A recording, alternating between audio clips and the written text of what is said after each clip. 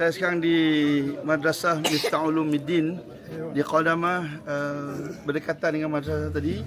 So di sini pun kita agihkan lebih kurang dalam 400 naskah pada anak-anak sini yang mereka ni belajar mengaji dan juga sama juga belajar bahasa Arab.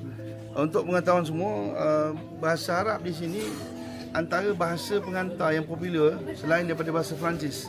Mereka ni di bawah jajahan Perancis begitu lama.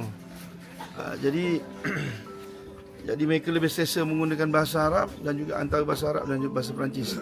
Sebab tu tak banyak kat sini yang boleh bercakap bahasa Inggeris. Jadi bahasa Arab sebab tu banyak madrasah-madrasah ni mengajar anak-anak di bahasa Arab. Baik laki-laki maupun perempuan.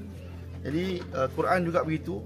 Untuk melahirkan generasi-generasi Quran, dia perlukan anak-anak muda ni dimasukkan dalam madrasah seperti ini supaya mereka belajar Quran. Dan sebelum ni mereka memerlukan Quran dengan jumlah yang banyak. Cumanya bila kita bagi ni antara usaha kita yang kita mengumpulkan Quran ni, alhamdulillah lah.